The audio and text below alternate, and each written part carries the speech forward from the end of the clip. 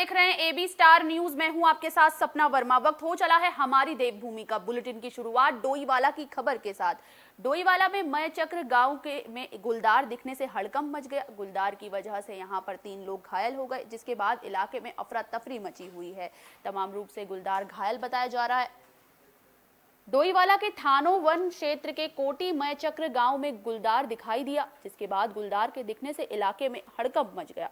वहीं गुलदार ने गांव के एक शख्स को भी हमला कर घायल कर दिया। गुलदार के हमले में घायल शख्स का नाम चरण सिंह बताया जा रहा है। वहीं गुलदार के हमले से घायल ग्रामीण ने वन विभाग को घटना की सूचना दी, जिसके बाद वन विभाग की टीम मौके पर पहुंची और वन विभाग के 2 कर्मचारियों को भी इस गुलदार ने घायल कर दिया। जिसके बाद वन विभाग के डॉक्टर ने मौके पर पहुंचकर घायल गुलदार को इंजेक्शन देकर बेहोश किया और गुलदार को वन विभाग के ऑफिस में ले आए। गुलदार गंभीर रूप से घायल था, जिसने मौके पर ही दम तोड़ दिया। मृत गुलदार का थानो वन विभाग परिसर में पोस्टमार्टम कर फिर इसके बाद गुलदार का अंतिम संस्कार किया गया। वहीं इस घटना को लेकर थानों के वन क्षेत्राधिकारी एलएन डोभाल ने बताया कि सुबह क्षेत्र के कोटी मय चक्र गांव के पास झाड़ियों में घायल गुलदार की सूचना मिली थी, जिसने 3 लोगों को घायल कर दिया था, लेकिन गंभीर रूप से घायल होने की वजह से गुलदार ने कुछ देर बाद ही दम तोड़ दिया। ऐसा है, कोटी में चक में सुबह 6 बजे हमको एक सूचना मिली कि यहाँ पे गुलदार है। गुलदार ने एक व्यक्ति को हल्का घायल भी कर दिया। तो वो व्यक्ति जो है वो गुलदार के निकट चले गया, वो उस पर झपटा बोल दिया उसने। तो ये गुलदार जो था ये घायल अवस्था में था, तो ये आपसी भिड़ंत के कारण ये घायल हो गया था और अभी इसकी थोड़ा देर पहले इसका ये मर गया है। तो इसका पोस्टमार्टम किया जा रहा है। पोस्टमार्टम के बाद इसका अंतिम दाह संस्कार किया जाए। डोईवाला में यूकेडी के कार्यकर्ताओं ने कूड़ाघर के खिलाफ जमकर प्रदर्शन किया। इस दौरान हंगामा करते हुए यूकेडी के कार्यकर्ता नजर आए। डोईवाला के मानस बिहार के ग्रामीणों ने कूड़ाघर पर जोरदार प्रदर्शन किया और नगर पालिका के खिलाफ जमकर नारेबाजी की। दरअसल उत्तराखंड क्रांति दल के केंद्रीय मीडिया प्रभारी शिव प्रसाद सेमवाल ने उपस्थित अधिकारियों पर वादा खिलाफी का आरोप लगाते हुए अपना आक्रोश व्यक्त किया, जिसके साथ ही कूड़ाघर से होने वाली परेशानियों का निस्तारण करने की मांग करते हुए अल्टीमेटम दिया कि अगर 1 सप्ताह के अंदर समस्याओं का निस्तारण नहीं किया गया तो फिर ग्रामीणों द्वारा कूड़ाघर को स्वयं ही हटा दिया जाएगा। वहीं इसको लेकर नगर पालिका प्रशासन ने आश्वासन दिया है कि हर दूसरे दिन कूड़ाघर के आसपास के घरों में छिड़काव किया जाएगा। कूड़ाघर की गंदगी से बचने के लिए भी कूड़ाघर पर छिड़काव किया जाएगा। इसके अलावा नगर पालिका प्रशासन ने ये भी आश्वासन दिया कि कूड़ाघर के किनारे बाउंड्री बनाकर उसे कवर कर दिया जाएगा, साथ ही उसके बाहर कूड़ा न फैलाया जाएगा और कूड़ाघर के क्षेत्र का और अधिक विस्तार नहीं किया जाएगा। यूकेडी नेता शिव प्रसाद सेमवाल ने बताया कि कूड़ाघर को हटाने के लिए एक संघर्ष समिति का गठन कर दिया गया है, जो नगर पालिका द्वारा कूड़ाघर के निस्तारण के लिए की जा रही कार्रवाई पर नजर रखेगी।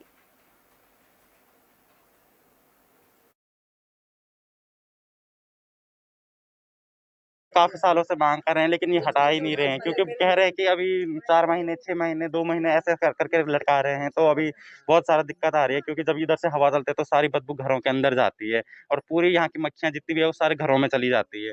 तो आप देख ही सकते हो कि यहाँ पे खड़ा रहना कितना मुश्किल है। तो सोच सकते हो कि अगर हम 24 घंटे अपने घर में रहते तो हमें कितनी मुश्किल होती होगी। यहीं पर से 100 मीटर दूर कुछ दूरी पे हमारा घर है। तो कोई व्यवस्था नहीं है, ऐसे कूड़े फैलाए जा रहे हैं। इसकी शिकायत मानवाधिकार आयोग में भी की। मानवाधिकार आयोग ने भी नगर पालिका प्रशासन का जवाब तलब किया है और आज सारे ग्रामीण एकत्रित होकर के यहाँ पे ये कूड़ेदान का विरोध करने के लिए इकट्ठा हुए थे और यहाँ पर नगर पालिका प्रशासन के अधिकारी यहाँ पर आए थे, नगर पालिका अध्यक्ष आए थे और उन सभी के सामने ये बात तय हुई कि एक तो जितना कूड़ा ये फैल चुका है इसको और नहीं फैलने दिया जाएगा, इसको कम किया जाएगा।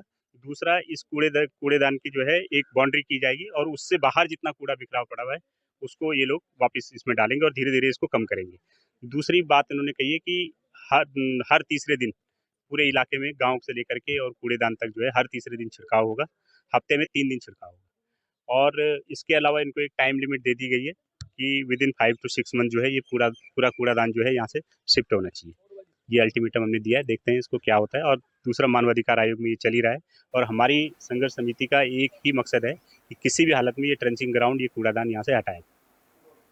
डोईवाला में सिंगल यूज प्लास्टिक को लेकर नगर पालिका की ओर से बड़ी कार्रवाई देखने को मिली, जिसके लिए यहां पर एक शख्स का चालान तक कर दिया गया। डोईवाला के मील बाजार में देहरादून से सप्लाई होने के लिए आया सिंगल यूज प्लास्टिक का सामान नगर पालिका की टीम ने पकड़कर जब्त कर लिया। साथ ही आरोपी का भी चालान कर दिया गया। वहीं नगर पालिका डोईवाला के सफाई निरीक्षक सचिन रावत और प्रमीत कुमार ने डोईवाला बाजार में सिंगल यूज प्लास्टिक के खिलाफ बड़ी कार्रवाई करते हुए बड़ी मात्रा में प्लास्टिक पॉलिथीन और प्लास्टिक का गिलास और अन्य डिस्पोजल का सामान बरामद कर जहां सामान को जब्त किया तो वहीं आरोपी के खिलाफ चालान की कार्रवाई की। इस दौरान सफाई निरीक्षक सचिन रावत ने जानकारी देते हुए बताया कि भारत सरकार के साथ ही राज्य सरकार ने सिंगल यूज प्लास्टिक के प्रयोग पर पूरी तरह से प्रतिबंध लगाया हुआ है, लेकिन बावजूद इसके भी कुछ लोग जानबूझकर नियमों को अनदेखा कर लोगों के स्वास्थ्य से खिलवाड़ कर सिंगल यूज प्लास्टिक के सामान की बिक्री कर रहे हैं। प्रतिबंध प्लास्टिक का सामान देहरादून से बड़ी मात्रा में डोईवाला में सप्लाई किया जा रहा है, जिसकी सूचना लगातार नगर पालिका प्रशासन को मिल रही थी, जिसके बाद मुखबिर की सूचना पर नगर पालिका टीम ने प्लास्टिक का सामान सप्लाई करते हुए सवारी को पकड़ा और उस गाड़ी में लगभग 7 कट्टे प्लास्टिक पॉलिथीन और 2 पेटी प्लास्टिक का ग्लास और अन्य सामान था, जिसे नगर पालिका परिसर में लाया गया और चालान के साथ सामान को जब्त कर आरोपी के खिलाफ कार्रवाई की जा रही है।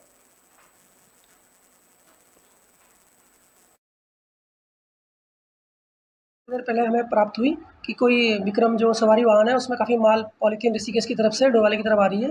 तो उसी क्रम में मैं और परमीत तुरंत मौके पे जाके इस गाड़ी का वेट करने लगे। जैसे ही गाड़ी दिखी तो उसने गाड़ी भगाते हुए मिल रोड की तरफ मोड़ी और हम लोग पीछे जाके इस गाड़ी को हमने मिल रोड से आगे जाके इसको रुकवाया और चेक किया तो उसमें लगभग 7 बैग पॉलीथीन और 2 पेटी डिस्पोजल की मिली, जिसको हम मौके से अपने ऑफिस में लेके आए और अब इसमें जुर्माना आरोपित किया जा रहा है। साथ ही इसके जो मालिक जो सामान का मालिक है उसके बारे में पता किया जा रहा है, जिसके बारे में सही सूचना नहीं दे पा रहा। प्लास्टिक यूज से नगर पालिका निरंतर जागरूकता अभियान चला रही है। पॉलीथीन मुक्त शहर डोईवाला का एक सपना हम लोगों ने देखा है, जिसमें आप सभी के सहयोग से हम लोग इस शहर को पॉलीथीन मुक्त करने में लगे हैं। उसी के क्रम में निरंतर छापेमारी और जन जागरूकता अभियान नगर पालिका द्वारा कराया जाए। हल्द्वानी में कृत्रिम हाथ प्रत्यारोपण शिविर लगाने की तैयारियां जोर शोर से शुरू हो चुकी है। इसके लिए 12 जून की तारीख मुकर्रर की गई है। शहर में आगामी 12 जून को inner wheel club of Haldwani, Hari Krishna foundation Balotra के चेयरमैन EMPFF और अमेरिका के एम्बेसडर कंदर्प सोनी के सहयोग से वृहद निःशुल्क कृत्रिम हाथ प्रत्यारोपण शिविर का क्वींस पब्लिक स्कूल में आयोजन होना है, जिसकी तैयारियां पूरी हो चुकी है। उधर इन व्हील क्लब से जुड़े सदस्यों ने बताया कि एक कृत्रिम हाथ की कीमत 16,000 रुपए है और इस हाथ को लगाने के बाद व्यक्ति समस्त दैनिक कार्य, खेलकूद, साइकिल चलाना, मेहनत मजदूरी और भी बहुत सारे काम आसानी से कर सकता है। बिना ऑपरेशन के इस हाथ को लगाया जाता है, जिसे आसानी से खोला और पहना जा सकता है और इस हाथ को लगाने के लिए मूल हाथ का कम से कम 4 इंच का हिस्सा होना जरूरी है। वहीं बात की जाए अगर इसके रजिस्ट्रेशन को लेकर तो इसके लिए 1 जून की तारीख तय की गई है।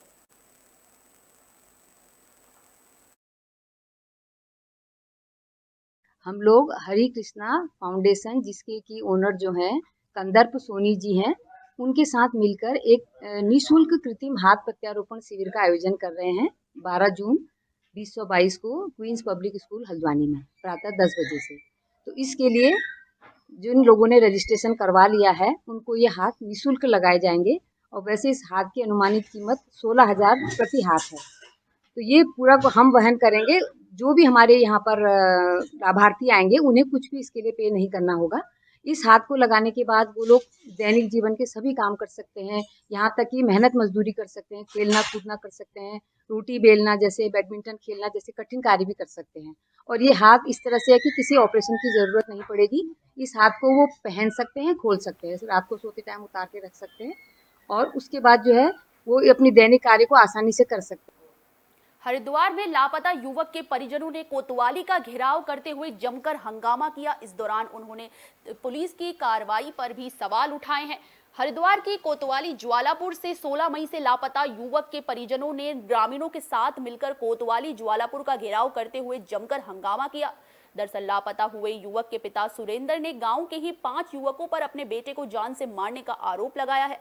साथ ही पुलिस पर कार्रवाई न करने का भी आरोप लगाते हुए उन्होंने ये बताया है कोतवाली ज्वालापुर में परिजनों के साथ आए ग्रामीणों ने कोतवाली ज्वालापुर में भी काफी हंगामा किया। बताया जा रहा है कि 16 मई की घटना है, जिसमें कि गांव के ही 5 युवकों के साथ लापता युवक नहाने के लिए आया था, जिसमें कि युवक के डूब जाने की सूचना पुलिस को मिली थी। तब से लेकर अब तक युवक का कोई पता नहीं चल सका। लापता युवक के पिता ने गांव के ही 5 युवाओं पर हत्या का आरोप लगाया है, जिसमें कि गढ़मीरपुर में मेडिकल का संचालन करने वाले सुमित, मोहन, मोंटी, अमन और शुभम के नाम लापता युवक के पिता ने बताए हैं। वहीं मामले की जानकारी देते हुए शेखर सुयाल सीओ सिटी ने बताया कि मामले में पुलिस टीमें गठित कर दी गई है। तफ्तीश, जांच और छानबीन चल रही है। युवाओं के मोबाइल की लोकेशन निकाली जा रही है। लोकेशन के आधार पर मामले में तफ्तीश की जा रही है। जल्द ही लापता युवक के विषय में पुख्ता जानकारी मिल जाएगी, जिसके आधार पर अग्रिम कार्रवाई की जाएगी।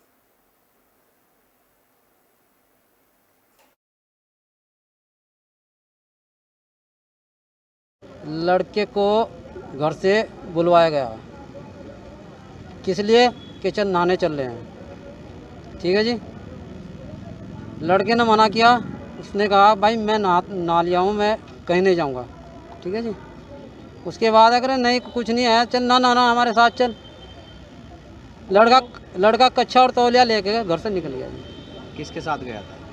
एक लड़का सुमित है, जिसने मेडिकल कर रखा हमारे यहाँ गाँव में, ठीक है जी। एक लड़का मोहन है, ठीक है जी।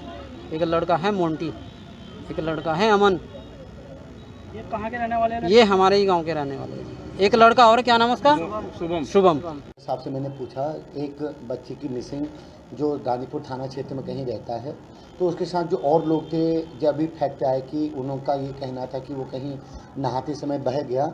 अभी ये कही हुई बातें हैं, इसको तस्दीक करने के लिए हम एक टीम बना रहे हैं। टीम बना करके जो चीज़ें अभी हमारे सामने आई हैं उनको क्रॉस चेक करने के लिए हम कोशिश है कि शाम तक कुछ न कुछ इसमें एक्चुअल चीज़ की, वो कितने बजे आए, कहाँ पर तक उसकी लोकेशन देखी गई, ये सब चीज़ कर रहे हैं। जैसे ही चीज़ें क्लियर होंगी हम आपको अपडेट। हरिद्वार में जेल में बंद जितेंद्र नारायण त्यागी उर्फ वसीम रिजवी को जमानत मिल गई है। उन्हें रिहाई मिल चुकी है।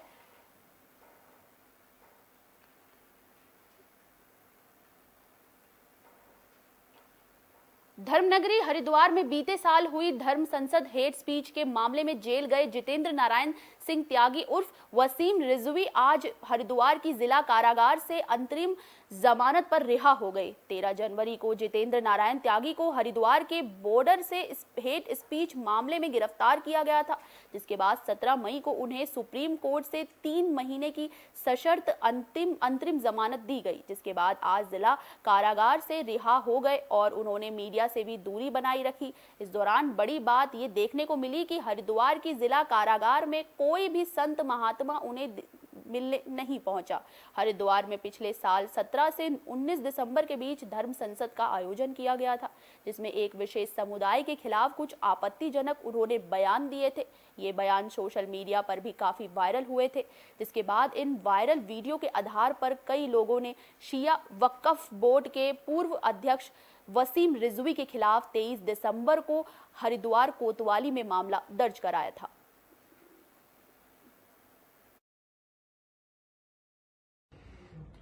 आज दो खुशखबरियां हैं। जितेंद्र नारायण त्यागी उर्फ वसीम रिजवी साहब अभी जमानत से होने के बाद सुप्रीम कोर्ट से आज जेल से रिहा हो गए हैं और दिनेशानंद भारती जी महाराज की जमानत आज नैनीताल हाई कोर्ट से मंजूर हो गई है। कल तक भगवान ने चाहा तो वो भी बाहर आ जाएंगे। इस धर्म युद्ध की लड़ाई में जो आपने सहयोग किया, आप सभी देशवासियों का, हिंदू योद्धाओं का बहुत बहुत धन्यवाद, आभार व्यक्त करता हूं कि आज दोहरी खुशी जो आज हम लोगों को मिली है जितेंद्र नारायण त्यागी और दिनेशानंद भारती के रूप में, उससे बहुत मन प्रसन्न और प्रफुल्लित है और दोगुने उत्साह से हमको धर्म युद्ध में लड़ना है, भारत को हिंदू राष्ट्र बनाना है। क्योंकि यह संकल्प है हमारा कि भारत हिंदू राष्ट्र बनेगा, तो हमने कहा था कि या तो विजय मिलेगी या तो वीर गति। हम कभी हारने वाले योद्धा नहीं है, हम जीतने वाले या तो वीर गति को प्राप्त होने वाले योद्धा हैं। ओम नमो नारायण, जय हिंदू राष्ट्र। नैनीताल में 29 एकड़ भूमि पे अतिक्रमण को लेकर पूरा मामला सामने आया, जिस पर कोर्ट में सुनवाई चल रही है। उत्तराखंड हाई कोर्ट ने हल्द्वानी में रेलवे की 29 एकड़ भूमि पर किए गए अतिक्रमण के खिलाफ सामाजिक कार्यकर्ता रवि शंकर जोशी की तरफ से दायर जनहित याचिका पर सुनवाई की। मामले को सुनने के बाद न्यायमूर्ति शरद कुमार शर्मा और न्यायमूर्ति आरसी खुलबे की खंडपीठ ने कहा कि जो लोग इससे प्रभावित हैं वो 2 सप्ताह के अंदर अपना पक्ष समस्त पेपरों के साथ कोर्ट में पेश कर सकते हैं। इस संबंध में कोर्ट ने हाई कोर्ट की रजिस्ट्री को आदेश दिए कि वो 2 प्रचलित समाचार पत्रों में एक पब्लिक नोटिस जल्द ही प्रकाशित करे। मामले की अगली सुनवाई 2 सप्ताह के बाद की तिथि तय की गई है।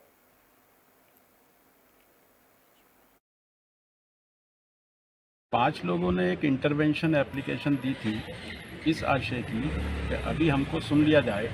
हमारे 5 लोगों के पास में एक नक्शा है जो रेलवे डिपार्टमेंट का ही है, जिसमें ये कहा गया है कि रेलवे डिपार्टमेंट की जो ज़मीन है वो पश्चिम साइड को 13 मीटर है, यानी करीब 45 फीट बैठेगी।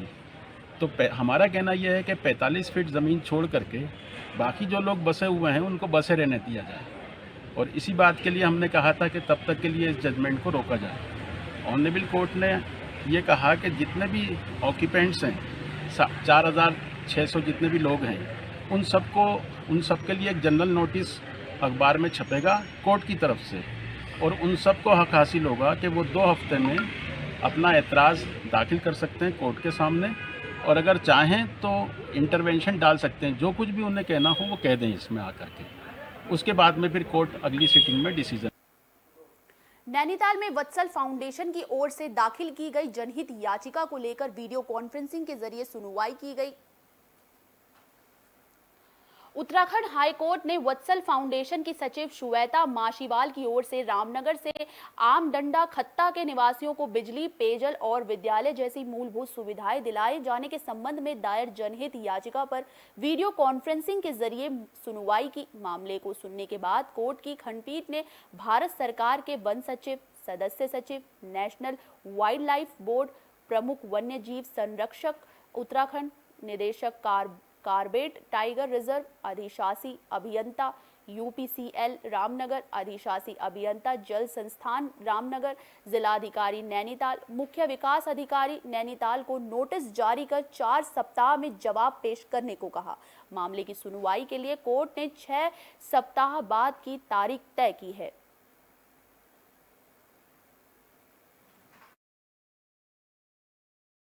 आमडंडा खत्ता रामनगर में है, जहाँ के मूल निवासियों द्वारा यहाँ याचिका दायर की गई थी कि उनको बिजली और पानी जैसी मूलभूत सुविधाएं आज़ादी के इतने सालों बाद भी उपलब्ध नहीं है, और बार बार राज्य सरकार से निवेदन करने के बाद भी उनके बच्चे अंधेरे में रहते हैं। वहाँ पढ़ाई की दिक्कत है, बिजली की दिक्कत है, पानी की दिक्कत है, और चिकित्सा की भी सुविधा नहीं है, जिस पर कोर्ट ने पूर्व में जवाब मांगे थे। और आज जो जवाब दाखिल किए गए थे उसमें निदेशक कॉर्बेट जो तत्कालीन थे उनके द्वारा कहा गया कि बिजली की लाइन नहीं लगाई जा सकती क्योंकि इसमें सेंट्रल गवर्नमेंट की परमिशन के बिना ये काम नहीं हो सकता। जबकि यूपीसीएल की ओर से जो एग्जीक्यूटिव इंजीनियर साहब का जवाब था, उन्होंने कहा था कि यहाँ पर जो बिजली की लाइन बिछनी है उसमें मात्र 14 पेड़ों की लॉपिंग हो रही है और एक भी पेड़ नहीं कट रहा है, तो ऐसी परमिशन दी जा सकती है। तो दोनों विभागों के जवाबों में विरोधाभास होने के कारण कोर्ट ने केंद्र सरकार के वन सचिव, पर्यावरण सचिव को नोटिस जारी कर 4 सप्ताह में इस मामले में उनसे जवाब मांगा है। नैनीताल काठ गोदाम रोपवे मामले को लेकर जनहित याचिका जो दायर की गई थी उस पर सुनवाई की गई। उत्तराखंड हाई कोर्ट ने टूरिज्म डेवलपमेंट बोर्ड एवं राज्य सरकार की ओर से रानीबाग से लेकर नैनीताल के लिए प्रस्तावित रोपवे के मामले में प्रोफेसर अजय रावत की जनहित याचिका पर सुनवाई की, जिसके बाद मामले को सुनने के बाद कोर्ट की खंडपीठ ने नेशनल हाईवे ऑफ अथॉरिटी को पक्षकार बनाकर उनसे रोपवे के मामले में 15 जून तक अपना पक्ष रखने को कहा है। मामले की सुनवाई के लिए कोर्ट ने 15 जून की तारीख तय की है। सुनवाई के दौरान कोर्ट ने कहा कि वर्तमान समय में NHAI की रोपवे बना रही है। इस रोपवे के संबंध में NHAI का उनका मत भी जरूरी है।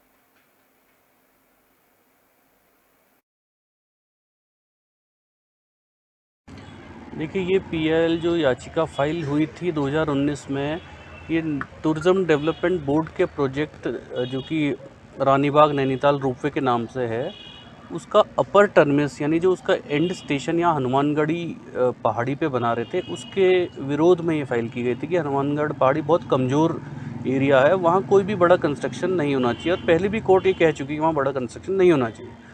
तो उसकी सुनवाई के दौरान माननीय न्यायालय को लगा कि NHAI यानी national highway authority of India जो है वो भी इस तरह के रोपवे प्रोजेक्ट्स कर रही है, तो उसको पार्टी बनाया गया और उनसे इंस्ट्रक्शन मांगे गए थे। आज उन्होंने इंस्ट्रक्शन अपने कोर्ट को बताए। उन्होंने ये कहा कि ये प्रोजेक्ट ऑलरेडी ही मार्च से पहले ही इनको ट्रांसफ़र हो चुका है। NHAI की एक सब्सिडियरी है जो लॉजिस्टिक्स को देखती है, ये मार्च में उनको ट्रांसफ़र हो चुका है, और मार्च के आसपास इन्होंने एक जर्मन ऑस्ट्रियन एक कंसोर्टियम है उसको जियो टेक्निकल और बाकी सर्वेज़ के लिए ऑलरेडी पैसा ट्रांसफ़र कर दिया है, जो कि वो कंपनी खुद अपना सर्वे करेगी और फिर आगे देखेगी कि किस तरह से ये प्रोजेक्ट बनना चाहिए। तो कोर्ट ने ये कहा है इनसे कि आप अपना जो भी आपके इंस्ट्रक्शंस हैं इनको काउंटर एफिडेविट के शेप में आप कोर्ट में फाइल करिए, और 15 जून की नेक्स्ट डेट लगी है। श्रीनगर गढ़वाल में घर में अवैध रूप से चल रही मीट की दुकान को लेकर पूरा मामला सामने आया, जिसमें कि स्लॉटर हाउस की जगह घर से ही मीट का व्यापार किया जा रहा था। श्रीनगर गढ़वाल में स्लॉटर हाउस की जगह नियम विरुद्ध घर के अंदर मीट कटान के साथ खरीद फरोख्त का काम कर रहे भाजपा अल्पसंख्यक मोर्चा का पदाधिकारी और मांस व्यापारी के घर पर प्रशासन की टीम ने अचानक छापा मारा।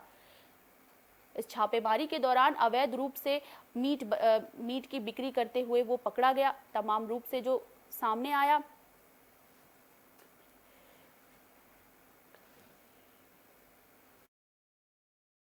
में रखे फ्रिज से बेचने के लिए रखे गए 30 किलो से अधिक का चिकन और मटन भी बरामद कर व्यापारी का चालान कर दिया गया। पुलिस, नगर निगम और खाद्य विभाग की संयुक्त टीम ने बरामद मांस को ट्रेजिंग ग्राउंड में दबाकर नष्ट कर दिया।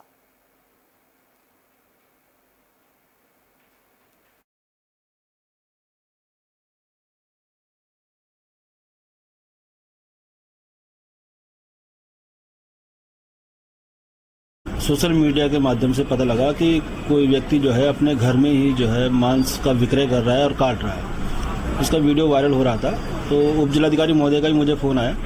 तो इसके बाद हमने जो है पुलिस को साथ में लेकर के, नगर निगम की टीम को साथ में लेकर के उस व्यक्ति के घर में जो है जाकर के दबिश की। तो वहाँ पे हमें फ्रिज के अंदर रखा हुआ बेचने के लिए 30 किलो के आसपास जो है मटन और चिकन रखा हुआ प्राप्त हुआ, जिसको जब मौके पे जब्त करके उसके खिलाफ चालानी कार्रवाई की गई और मांस को जो है नगर निगम के माध्यम से ट्रेंचिंग ग्राउंड में दबवा दिया गया। और आगे भी उसको हिदायत दी गई है कि जो है इस तरह से घर के अंदर कोई भी ना काटे, और सारे शहर में सबको स्लॉटर हाउस हमारे द्वारा जो है रन करा दिया गया है, और जितने भी शहर के और भी अन्य मांस विक्रेता है वो सब स्लॉटर हाउस में ही मांस काट रहे हैं। आगे से ऐसी कार्रवाई ना हो, इसके लिए जो है लगातार जो है। बुलेटिन के आखिर में बात टिहरी की, जहां पर स्वास्थ्य सेवाओं को मजबूत करने को लेकर स्वास्थ्य मंत्री को ज्ञापन सौंपा गया। नई टिहरी में लचर स्वास्थ्य सेवाओं में सुधार के लिए नगर पालिका अध्यक्ष सीमा कुशाली और युवा एकता मंच के संयोजक आकाश कुशाली ने मुख्य चिकित्सा अधिकारी के माध्यम से प्रदेश के स्वास्थ्य मंत्री को संबोधित ज्ञापन सौंपा। इस दौरान ज्ञापन में उल्लेख किया गया कि जिला मुख्यालय के इस बड़े अस्पताल में कार्डिक डायलिसिस, यूरोलॉजी यूनिट्स भी अभी तक स्थापित नहीं किए गए हैं, जबकि चार धाम यात्रा चरम पर है और जिले के केंद्रीय स्थल और यात्रा रूट के राष्ट्रीय राजमार्ग पर स्थित जिले के इस अस्पताल की सेवाएं दम तोड़ती दिख रही है। ज्ञापन में अस्पताल की स्वास्थ्य सेवाओं में सुधार की मांग करते हुए कहा गया कि उत्तराखंड प्रदेश के इस पहले पहाड़ी शहर में आवश्यक स्वास्थ्य चिकित्सा सेवाओं का अभाव बड़ी विडंबना है। अस्पताल में स्वास्थ्य सेवाओं के चलते कई बार बहुमूल्य जानें चली जाती हैं। पहाड़ी क्षेत्रों में पथरी रोग की बहुत शिकायतें हैं। नई टिहरी के में इसके उपचार की भी सुविधा उपलब्ध नहीं है। उन्होंने कहा कि गरीब और कम आयु वर्ग के लोगों को दूसरे शहरों में इलाज करवाना बेहद मुश्किल पड़ता है। उन्होंने हेली सेवा व्यवस्था की मांग की है ताकि ऊर्जा और पर्यटन प्रदेश के नाम से जाने जाने वाले इस प्रदेश में दम तोड़ती स्वास्थ्य सेवाओं में सुधार हो सके।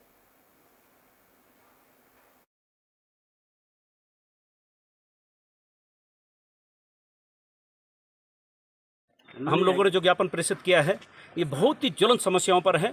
सीएमओ साहब को हमने यहाँ से ज्ञापन दिया है जो हेल्थ मिनिस्टर माननीय स्वास्थ्य मंत्री के जी के लिए है। देखिए यहाँ पर हर तीसरे दिन आप सुनते होंगे जो हार्ट के पेशेंट हैं, हम कार्डिक यूनिट खुलाने की बात यहाँ पर कर रहे हैं।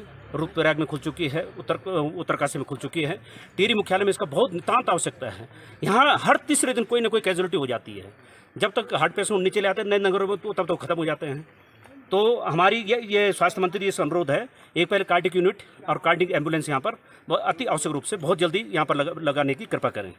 हाँ, आपने आजकल सुना भी होगा और लगातार हर तीसरे दिन ये केस हो रहा है कि आदमी हार्ट अटैक से मरा है। कोई नरेंद्र नगर में किसी की जान जा रही है, कोई टिहरी पहुँचते पहुँचते कोई ख़त्म हो रहा है। तो हमने ये देखा है कि यहाँ पे कार्डियो नहीं है जिला मुख्यालय में। तो हमने इसी की मांग, मेन हमारा जो मांग है आज कार्डियो का है कि यहाँ पे एक होना चाहिए, क्योंकि हार्ट के पेशेंट को इतना टाइम नहीं मिलता कि वो ऋषिकेश से देहरादून पहुँच पाए। तो स्पेशली आज हमारी यही मांग है कि, और माननीय CMO जी को हमने ये ज्ञापन भेजा है, माननीय मंत्री जी को भी भेजा है कि आप तुरंत बहुत जल्द इस पर कार्रवाई करेंगे। टिहरी में जिस तरह से नगर पालिका और युवा मंच के एकता के कार्यकर्ताओं ने जिस तरीके से स्वास्थ्य सेवाओं को दुरुस्त करने की मांग की है, उसको लेकर उन्होंने तमाम रूप से हेली सेवा को भी उन्होंने प्रायोरिटी दी है, प्राथमिकता दी है, ताकि समय रहते तमाम रूप से जानें बचाई जा सके और उन तक जो लोग गरीब हैं उन तक सुविधाएं आसानी से पहुंची जा सके। हमारी देवभूमि में फिलहाल के लिए बस इतना ही। देश और दुनिया से जुड़ी तमाम खबरों के लिए देखते रहिए AB स्टार न्यूज़। नमस्कार।